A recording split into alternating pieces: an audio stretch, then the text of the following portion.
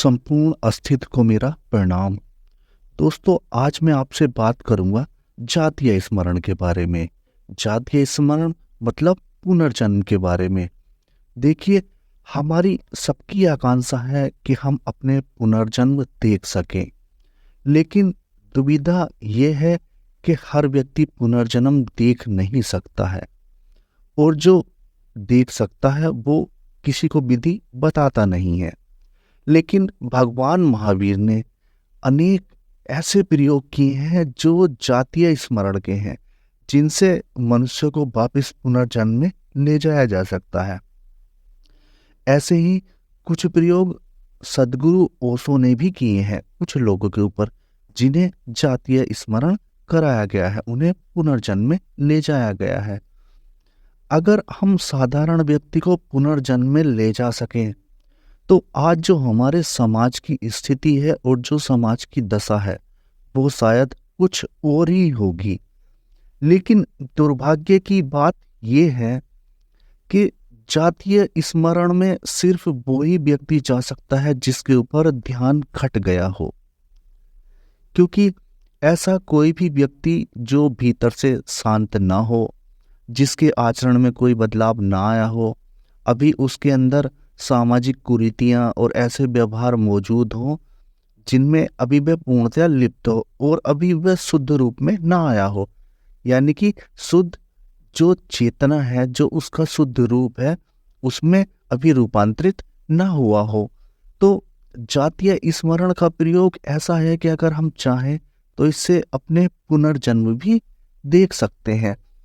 दोस्तों, मेरे जो अनुभव में आया है वो ये आया है कि जब ध्यान किसी व्यक्ति को घटता है, तो ध्यान घटने के बाद जो समस्त कड़ियां होती हैं वो मनुष्य जोड़ लेता है, वो व्यक्ति जोड़ लेता है। क्योंकि जब ध्यान घटता है तो वो स्थिति टाइमलेस होती है। टाइमलेस का मतलब ये होता है कि उस समय नहीं होता है। जैसे आप ध्यान करने बैठे और आप पर ध्यान उतर गया, तो आप जब ध्यान से उठेंगे तो आपको उस समय का बोध नहीं होगा जब आपके ऊपर ध्यान घटा था। वो समय आपके लिए समाप्त हो जाएगा, वो समय आपके लिए रुक जाएगा। वो बहुत प्यारी दशा है, वो बहुत शांत दशा है, और साधक ऐसा अचंभित और भौचक्का सा रह जाता है उस स्थिति में कि वो जान भी नहीं पाता है ये क्या हुआ है। कभी कभी तो साधक पर ध्यान उतर जाता है, लेकिन उसे पता भी नहीं चलता है कि उसके ऊपर ध्यान उतर गया है, क्योंकि अगर उसकी समझ इतनी विकसित नहीं हुई है तो वह नहीं जान पाता है। लेकिन जल्दी ये घटना उससे छुपती नहीं है और वो समझ ही जाता है। दोस्तों, ध्यान घटने की प्रक्रिया का जो आनंद है वो समय के पार है, और जो भी समय के पार पहुंच गया, जैसे मैं आपसे जातीय स्मरण के बारे में बोल रहा हूं, तो मैंने भी इसी के तार ऐसे ही जोड़े हैं। कहने का सार यही है कि जो भी समय के पार पहुंच गया हो, जिस पर भी ध्यान घट गया हो, वो चाहे तो जातीय स्मरण का प्रयोग कर सकता है। क्योंकि जिसके लिए टाइमलेस हो गया हो, जो टाइमलेस को जान गया हो, समय थम गया हो, तो वो किसी भी प्रयोग में जा सकता है। धरती पर इस समय कुछ ही लोग ऐसे हैं जो जातीय स्मरण का प्रयोग करवा सकते हैं, लेकिन वो उन सोए हुए लोगों की वजह से बोल नहीं पाते हैं और शांत ऐसा जीवन जी रहे हैं कि लोग उन्हें पूजते भी हैं, लेकिन उन्हें समझते नहीं हैं, बस उन्हें जानते हैं।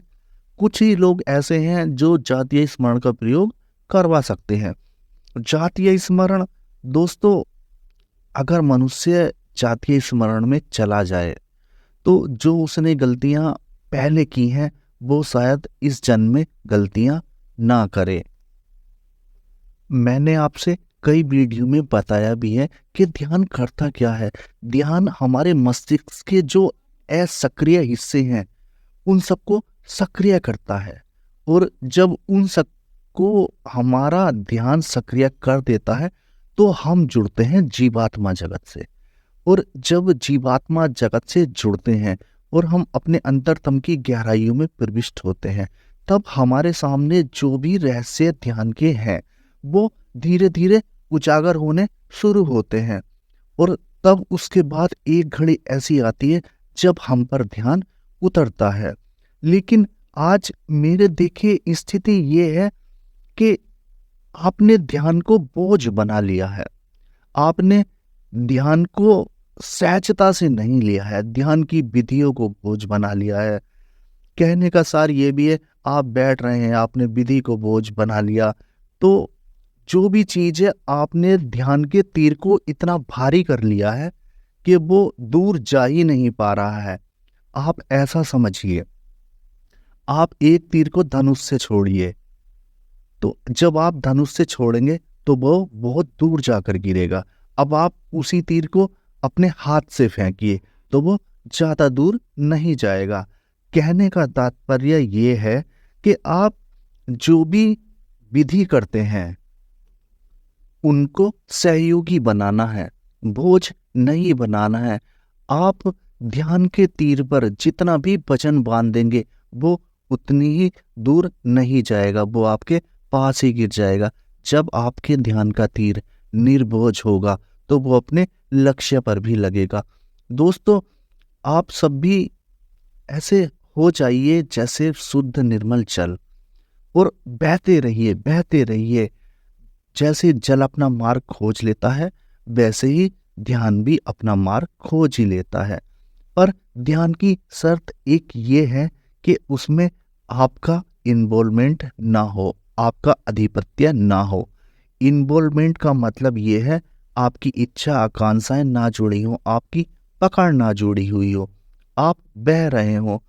दोस्तों, आज मैंने थोड़ा सी बात जातीय स्मरण के बारे में की है, लेकिन यहाँ पर मैंने प्रयोग बताया भी नहीं है और बता भी दिया है।